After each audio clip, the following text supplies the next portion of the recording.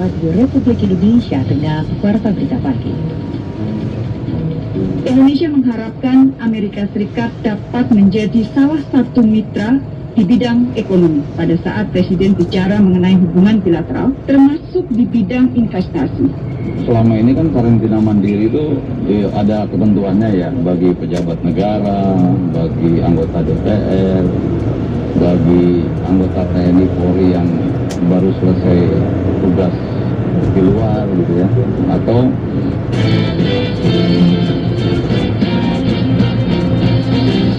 Sari berita, Presiden Jokowi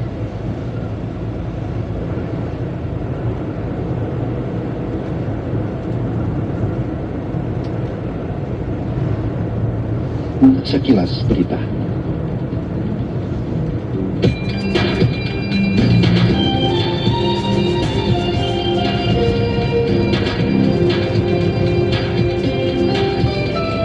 Presiden Joko Widodo melalui Sekretaris Dewan Keamanan Federasi Rusia Nikolai P. Patrushev berharap bahwa Rusia dapat mendukung keketuaan Indonesia pada G20 2022. Kementerian Agama mengeluarkan aturan pencegahan dan penanggulangan COVID-19 di gereja atau tempat yang difungsikan sebagai gereja pada perayaan Natal 2021 ini.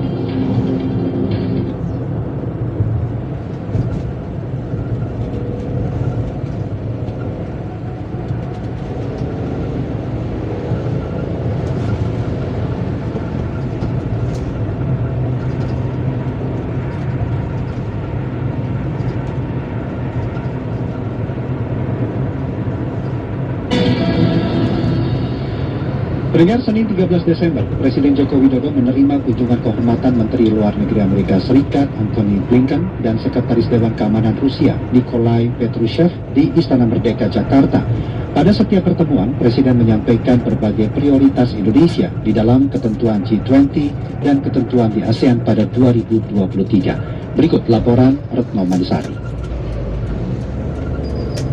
Senin malam, Presiden Joko Widodo menerima kunjungan kehormatan Menteri Luar Negeri Amerika Serikat Antony Blinken dan Sekretaris Dewan Keamanan Rusia Nikolai Patrushev di Istana Merdeka, Jakarta Pusat. Meski pertemuan terpisah, namun Presiden menjadikan prioritas keketuaan G20 Indonesia dan keketuaan di ASEAN pada 2020.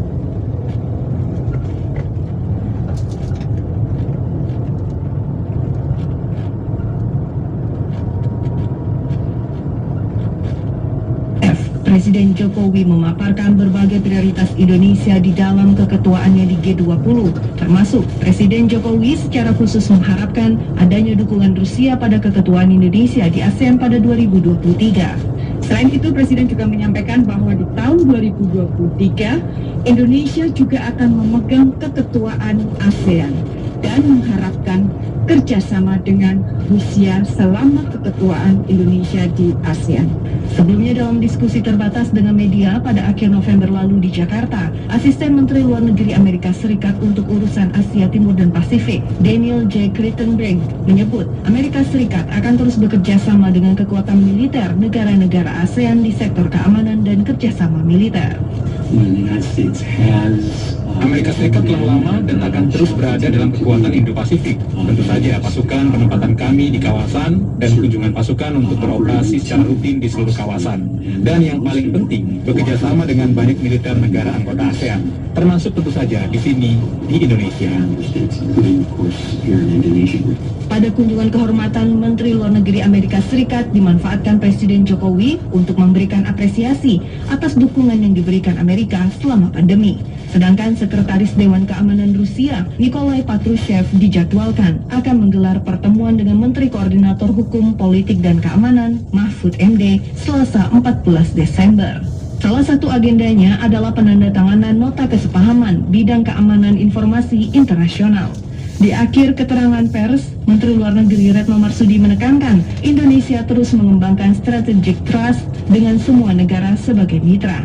Selain merupakan mitra penting Indonesia, Amerika Serikat dan Rusia merupakan mitra wicara ASEAN. Dari Jakarta, Retno Mandasari, Pro 3 RRI. Ya, pendengar, sepanjang tahun 2021, Kementerian Kelautan dan Perikanan telah menangkap 167 kapal ilegal fishing yang beroperasi di wilayah perairan Indonesia. Seperti apa informasinya? Safira Amalia laporkan.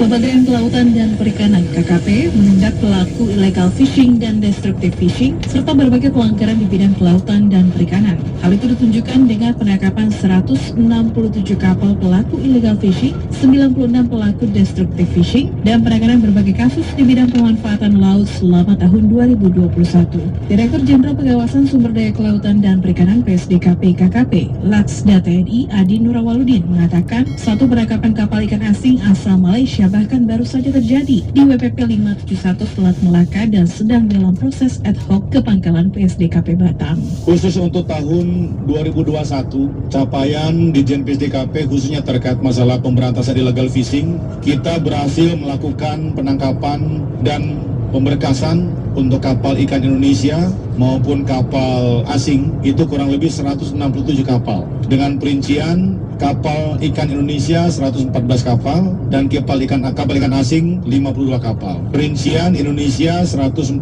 kapal, kemudian Malaysia 21 kapal, Vietnam 25, Filipina 6 kapal. Lebih lanjut, Adin menambahkan untuk mencakup patroli dari Sabang hingga Merauke, pihaknya dihadapkan dengan keterbatasan armada kapal. Meski demikian, pihaknya tetap mengendalikan 30 kapal armada dari total 70 kapal yang sebenarnya dibutuhkan. Secara grand design, kita membutuhkan kurang lebih 70 kapal, sementara kita hanya memiliki 30 kapal pengawas perikanan. Ini tentunya tantangan tersendiri, namun demikian disinilah peran daripada Direktur Pengawasan Operasi Armada, Panglima Perang saya, dalam mengamankan wilayah perikanan, mengendalikan kapal pengawas perikanan, divalidasi oleh airborne surveillance, sehingga bisa mengefektifkan operasi dan juga melihat dari urgensitas kawasan dihadapkan dengan potensi yang ada. Sementara itu, Direktur Pemantauan dan Operasi Armada Nugroho Saksono mengatakan penangkapan kapal-kapal illegal fishing itu mayoritas karena alasan perizinan dan penggunaan alat tangkap troll yang jelas dilarang karena dapat merusak ekosistem dasar laut. Masih penangkapan troll itu,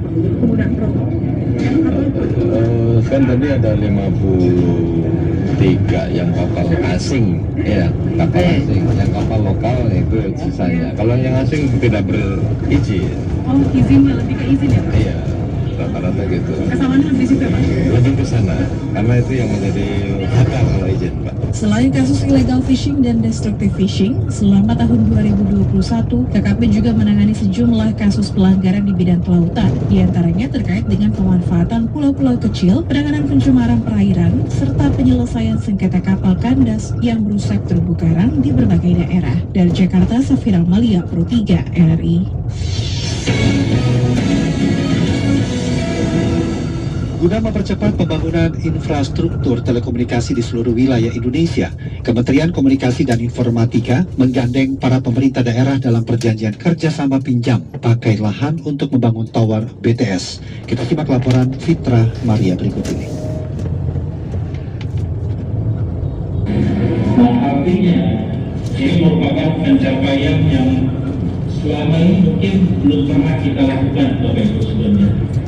Dan ini membuktikan komitmen yang Badan Aksesibilitas Telekomunikasi dan Informasi, Bakti Kementerian Kominfo, resmi melakukan perjanjian pinjam pakai lahan untuk membangun infrastruktur telekomunikasi berupa unit tower BTS atau Base Transceiver Station.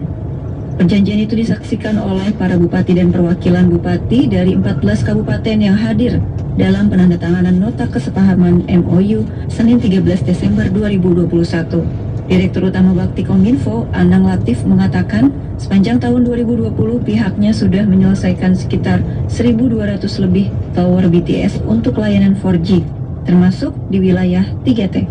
kami dimandatkan untuk membentuk kesenjangan digital di 9113, di mana di tahun 2020 ini kami sudah menyelesaikan 1.200 lebih ya untuk layanan 4G. Skema pinjam pakai lahan telah berhasil membangun 1.682 BTS pada periode 4 tahun sebelumnya.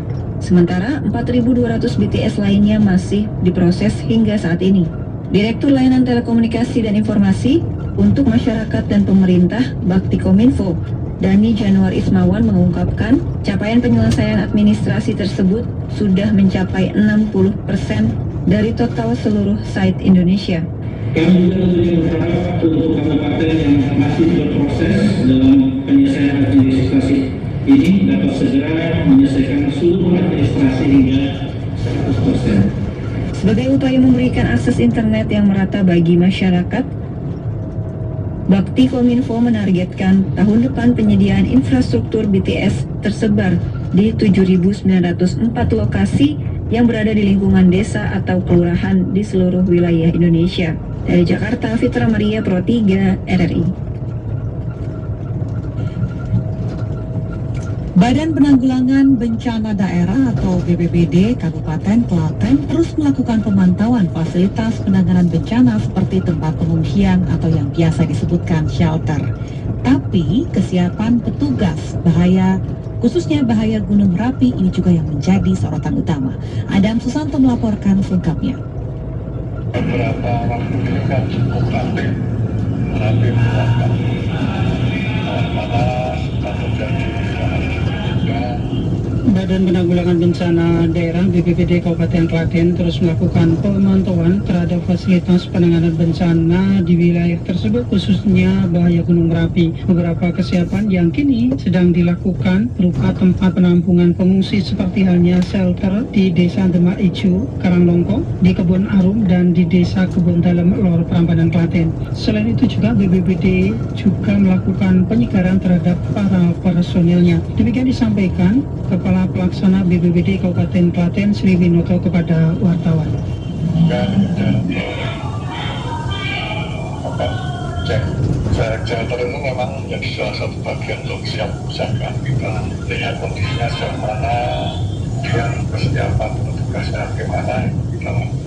Dirinya ingin merefresh kembali manajemen barak yang dulunya sudah ada. Pemetaan terhadap kerawanan bencana, jalur evakuasi, SDM, dan juga warga terdampak juga dilakukan kembali oleh SAR daerah Kabupaten Klaten. Sedangkan untuk evakuasi sementara, TS Balirante kini masih tetap disiagakan. Demikian perangkat desa Balirante Ceinu kepada RRI. TS Balirante masih seperti kemarin tahun 2020 saat tempat di pengungsi itu jadi masih terawat, kita bersihkan, jadi suatu saat digunakan sudah siap. Sementara Koordinator Pamsak Merapi, Sukiman, sebelumnya mengungkapkan pihaknya terus melakukan kesiapsiagaan. Pemetaan kondisi lapangan seperti jalur evakuasi, proses evakuasi, potensi ternak, kendaraan, dan potensi relawan juga sudah dilakukan. Kondisi jalur evakuasi yang ada di wilayah tersebut memang dalam kondisi cukup rusak, akan menjadi persoalan sendiri yang hingga kini belum ada solusinya. Pemerintah mengimbau kepada seluruh masyarakat untuk tidak bepergian ke luar negeri mengingat penularan COVID-19 varian Omikron melonjak sangat drastis. Pradipta Rahadi melaporkan untuk Anda. Organisasi Kesehatan Dunia WHO menyebutkan penyebarluasan COVID-19 varian Omikron di luar negeri sudah masuk dalam range berbahaya. Hal ini tidak luput dari perhatian pemerintah Indonesia. Untuk itu Menteri Luar Negeri Retno Marsudi dalam keterangan pers usai hadir dalam rapat terbatas evaluasi PPKM yang dipimpin oleh Presiden Joko Widodo atas nama pemerintah mengimbau kepada seluruh masyarakat untuk tidak bepergian ke luar negeri mengingat penularan COVID-19 varian Omikron melonjak sangat drastis. Pemerintah